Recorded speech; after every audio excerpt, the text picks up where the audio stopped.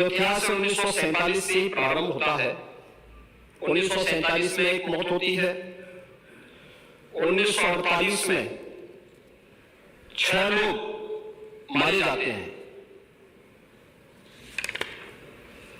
1958 में भी दंगा होता है, 1962 में भी दंगा होता है, 1976 में भी 5 लोगों की मौत वहां पर हुई थी और 1978 में 184 हिंदुओं को सामूहिक रूप से जला दिया गया। 184 हिंदुओं को हत्या हुई थी, हिंदुओं की हत्या हुई थी और जलाया भी गया था और 184 हिंदू मारे गए थे वहां। 184। मैं वही तो कह रहा हूं ना, आप उस सच को स्वीकार नहीं करेंगे, आप उस सच्चाई को स्वीकार नहीं करेंगे और लगातार कई महीनों तक वहां कर्फ्यू था। 1980 में फिर दंगा हुआ था,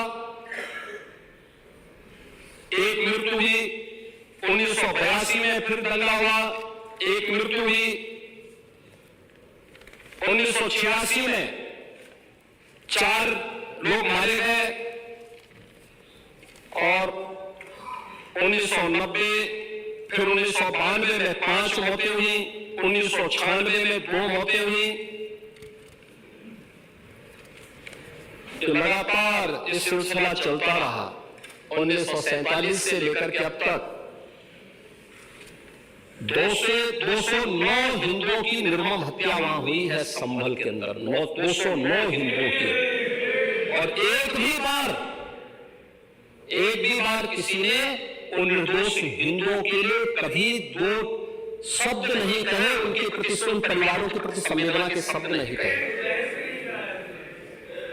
महोदय, जो आज घड़ियाली आंसू बहा रहे हैं, वहां का माहौल कितना तनावपूर्ण किसने बनाया था? ये पत्थरबाज कौन थे?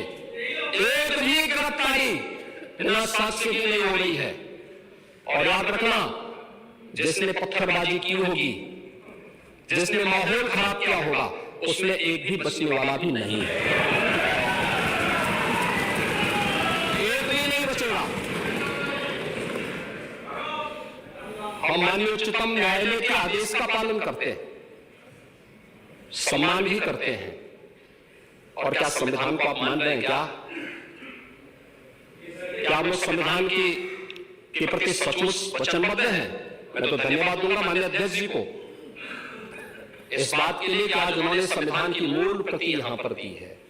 बाबा साहब भीमराव अंबेडकर जी ने 26 नवंबर 2049 को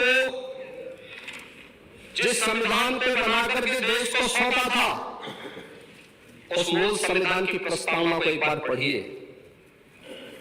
मौलिक कर्तव्यों के बारे में, मौलिक अधिकारों के अध्याय के चित्र को देखिए, अलग अलग उन आर्टिकल के उस पृष्ठों का अवलोकन करिए, आपको उसमें राम भी नजर आएंगे, कृष्ण भी नजर आएंगे,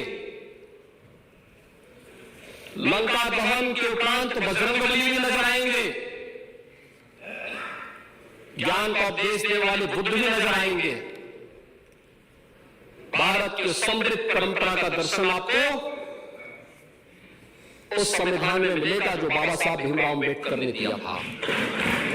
लेकिन उस मूल संविधान में कहीं भी धर्मनिरपेक्ष या पंथ निरपेक्ष या फिर समाजवाद शब्द नहीं है। और आप सबकी आंखों को खोलने वाला होना चाहिए। आप लोग संविधान में बदलाव की बात करते हैं। जिन लोगों ने संविधान का गला घोटा, उनका पिछलग्गू बन करके केवल सत्ता हथियाना चाहते हैं, जनता की आंखों में धूल झोंकना चाहते हैं। ये नहीं हो सकता। ये देश आपको नहीं करने देगा और वह प्रति आपको दी गई है, आप उसका अवलोकन करिए। और मैं नेता विरोधी दल को इसलिए बोलना चाहता हूं, बुद्ध ने करुणा और मैत्री का संदेश उस कालखंड में दिया था जब विदेशी हमले होने शुरू हो गए थे। लेकिन उससे पहले राम ने कहा था, निस्सरहीन करो मई भुज उठाए प्रण कीन।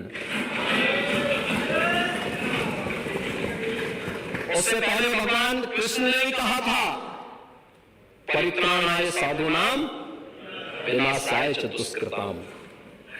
और हम तो राम और कृष्ण को ही मानते हैं, बुद्ध पर विश्वास करते हैं,